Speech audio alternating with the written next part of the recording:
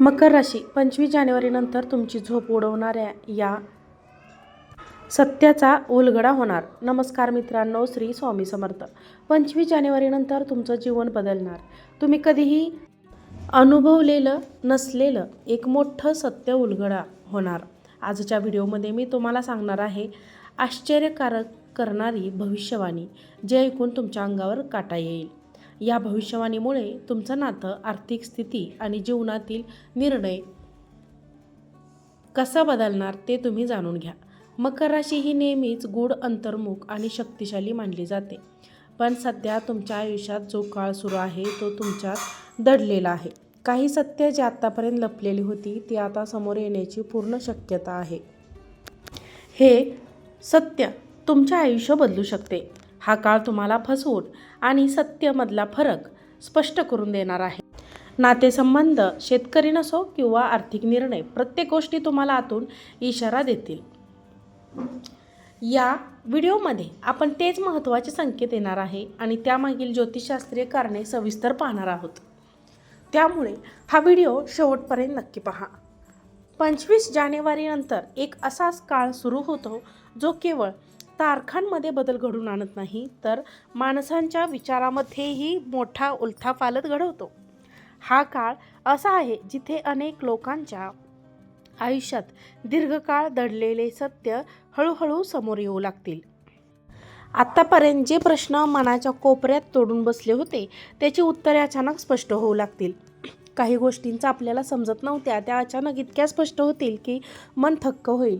ही प्रक्रिया सोपी नसते, कारण सत्य उघड होणे कधीकधी अस्वस्थ करणारे असते, पण हे सत्य पुढील आयुष्याची दिशा ठरवणारे ठरते. या काळात अनेक लोकांना स्वतःच्या जीवनाचा अर्थ नव्याने समजू लागतो. तो त्याच गोष्टी केंद्रस्थानी येतात. हा काळ आत्मपरीक्षणाचा आहे. हा काळ अंतर्मन जाग करणार आहे. ज्योतिषशास्त्रानुसार काही विशिष्ट काळ असे असतात जिथे विश्वातील ऊर्जेचा प्रवाह अचानक बदलतो. 25 जानेवारीनंतर अशीच एक ऊर्जा सक्रिय होते जी माणसाला झोपेतून जाग करते. ही झोप शरीराची नसून मनाची आणि आत्म्याची असते. अनेक लोक वर्षानुवर्ष एकाच पद्धतीने जगत असतात, पण का जगतो याचे उत्तर त्यांना अद्याप मिळत नाही. आता मात्र परिस्थिती बदलते. आधुनिक आवाज ऐकू येईल जो दुर्लक्षित करता येत नाही. हा आवाज योग्य आणि अयोग्य यातील फरक स्पष्ट करतो. चुकीच्या सवयीमुळे लोक चुकीचे निर्णय आणि चुकीच्या लोकांची ओळख या काळात ठळकपणे समोर येणार. हा काळ आत्मजागृतीचा मानला जातो. जे सत्य ऐकायला तयार नाहीत त्यांनाही सत्य ऐकावंच लागतं. पहिला मोठा बाकी म्हणजे तुमच्या आयुष्यातील एक मोठा गैरसमज कायमचा दूर होईल. एखादी व्यक्ती, परिस्थिती किंवा निर्णयाबाबत तुम्ही आतापर्यंत संभ्रमात होता त्याबद्दल सत्य समोर येईल. असं नाही, पण ते मुक्त करणारे नक्कीच असेल. अनेक वेळा आपण चुकीच्या कल्पनांवर आयुष्य घालवतो. त्या कल्पना तुटल्यावर वेदना होतात, पण त्यात वेदनेमधून नवीन ताकद, स्वतःवर अधिक विश्वास ठेवायला शिकाल. इतरांच्या मतापेक्षा स्वतःचा अंतर्मनाचा आवाज महत्त्वाचा वाटू लागेल. हा बदल हळूहळू कायमस्वरूपी असेल. आणि दुसऱ्या बाबतीत हे नातेसंबंधाशी असेल. 25 जानेवारीनंतर अनेक लोकांच्या आयुष्यातील खरे आणि खोटे संबंध स्पष्ट होऊ लागतील. अनेक लोक तुमच्या आयुष्यात फक्त गरजेपुरतेच होते लक्षात येईल, तर काही लोक त्यांच्यासाठी तुम्ही दुर्लक्ष केलं त्यांची खरी किंमत समजेल. या काळात नात्यांमध्ये मुखवटे गळून पडतील. बोलण्यात नाही तर कृतीतून सत्य समोर येईल. यामुळे नाती तुटू शकतात, पण जे टिकतील ते अधिक मजबूत होतील. हा काळ भावनिक स्वच्छतेचा ठिकाणी लागत आहे की नाही याची जाणीव होईल. काही जणांना अचानक एखादी संधी मिळेल. जे आतापर्यंत दुर्लक्षित होते, काहींना हे समजेल की आपण चुकीच्या दिशेने धावत होतो. हा काळ मोठ्या निर्णय घेण्याचा नसून योग्य दिशा ओळखण्याचा आहे.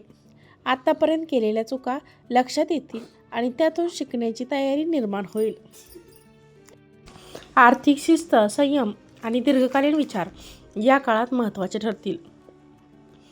चौथ्या बाकीत म्हणजे मानसिक स्तरावर परिणाम करणारे आहे. 25 जानेवारीनंतर अनेक लोकांची झोप, स्वप्न आणि विचारांचे विचारांबद्दल पद्धत बदलू शकते. काही स्वप्न वारंवार दिसू लागतील.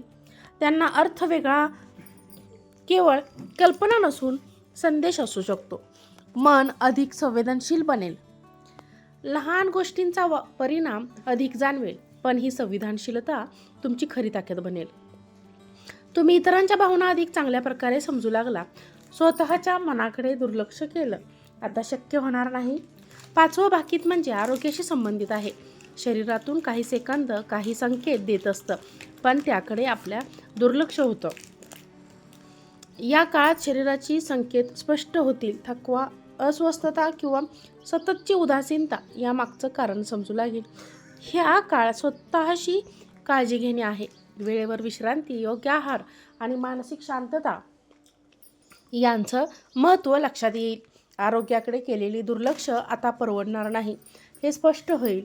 सहभागीत आध्यात्मिक उन्नतीशी संबंधित आहे. काही लोक अचानक ध्यान, प्रार्थना किंवा आत्मचिंतनाकडे आकर्षित होतील.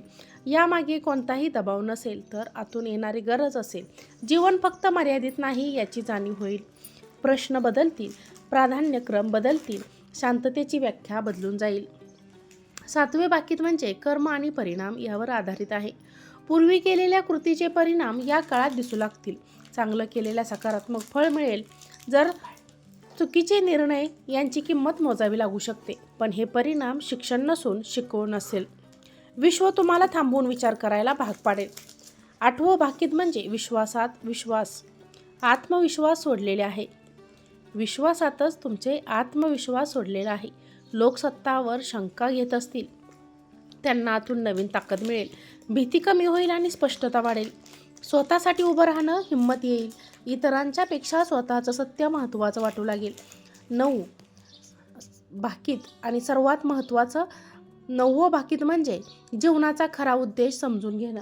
हा संपूर्ण काळ बदलला, पण हे बदल बाहेरपेक्षा आत जास्त करतायत.